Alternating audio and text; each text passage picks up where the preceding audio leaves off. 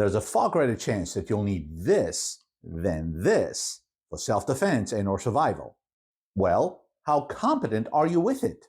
Some of you are, and I congratulate and appreciate your diligence. But many of you are not and ought to be because, well, your life or the life of a loved one depend on it. If you get value out of this video, please smash that like button and subscribe to the channel. It would be much appreciated as we make a dash for 2,000 subs. Let's get to it. Every capable civilian, whether a gun owner or not, ought to be trained in and have the ability, when feasible, to buy time. How the hell do you do that? That means being able to treat an injury enough until official first responders, such as EMTs, law enforcement, and firefighters, arrive at the scene and take over. Loss of blood is the most frequent and lethal form of death when it comes to accidental injuries.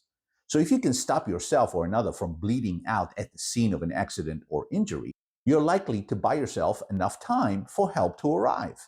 However, if you can't help yourself, wouldn't you want a good Samaritan who knows how to buy you time to be present? Unless you have a death wish, of course you would. But I don't want to die looking at your ugly face. And in my humble opinion, if that's what you want, if you're in trouble, wouldn't the wise and responsible thing to do is become such a capable good Samaritan yourself? You may be skilled with your firearm and feel confident that you can defend yourself and your loved ones in the event of a violent attack. But just because you feel that way doesn't mean you can guarantee no harm to you or them. You may survive the violence, but that won't mean much if you succumb to your injuries, or worse, watch someone you love die from an injury you could have treated well enough to buy them time if only you took the time to learn how. That's a very tough predicament to be in, let alone have to live with. You likely drive more often than you use firearms. So the likelihood that you'll be involved in a car accident is far greater than you being wounded by a gunshot. Of course, if you're not practicing proper firearm safety, you may accidentally shoot yourself or another, and if you're lucky enough to survive that accident, you better know how to buy time or be with or around someone who does. Now, as civilians, our role is not to practice medicine and perform things we're not qualified or licensed to perform. Doing so may do more harm than good and could potentially land us in legal trouble, even if everything turned out okay. Unfortunately, even if you're well trained in stop the bleed skills, the harsh reality is that not every victim is savable.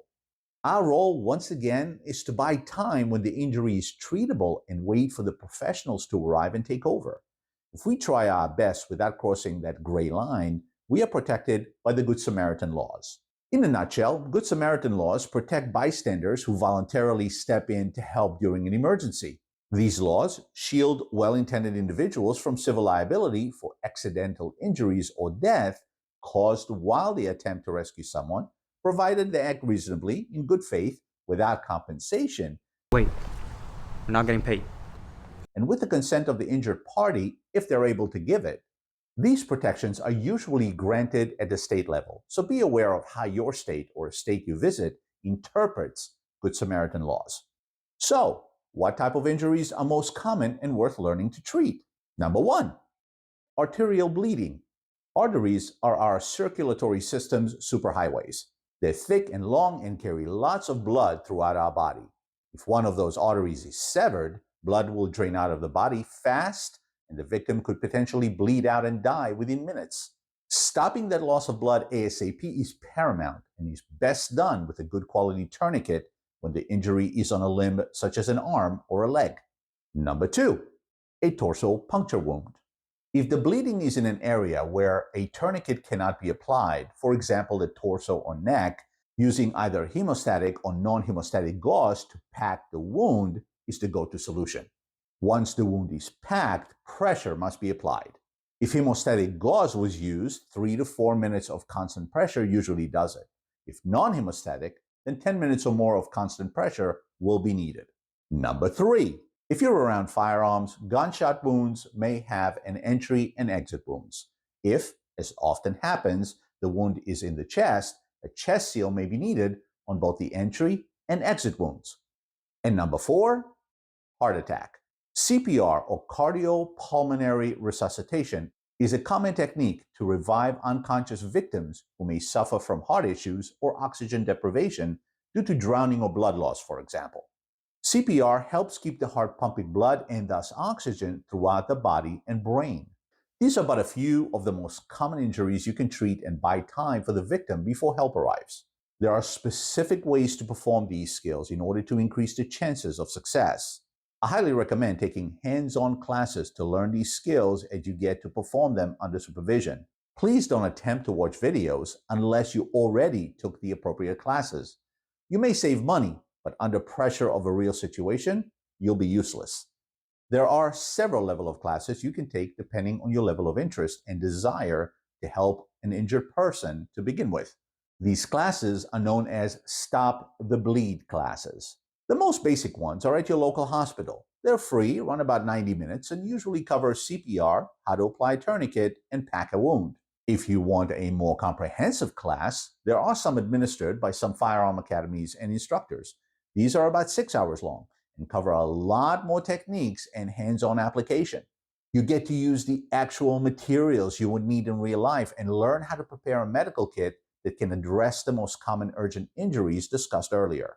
Some classes even simulate a real-life scenario where you must apply the skills you learned under pressure. These are excellent, and I highly recommend such classes. Once you know how to apply these skills, it is highly recommended that you prep and keep a medical kit in each car you drive, inside your home, and your workplace. It's no good to have skills and no tools to apply them with. It is also highly encouraged to have someone else in the household learn these skills in case you're the one incapacitated and needs a treatment. Lastly, these skills are perishable, so either practice regularly or, if you can afford it, retake a class again every 3 to 6 months. 3 to 6 months. Oh. The likelihood of any of us having to use a firearm in self-defense and or treating such injuries is slim. But to be able to perform in either case safely and responsibly under extreme pressure and with lives on the line takes the proper training and consistent and deliberate practice over an extended period. There is no figuring it out when the time comes. The time to learn is not at the scene of an accident. You don't need to be a medical professional to save a life, but you do have to know how and be prepared on demand. So, if you enjoy this video, please smash that like button, subscribe to the channel, schedule your Stop the Bleed class ASAP, and watch the next video right here. Train hard, often, and safely, and I'll see you at the range.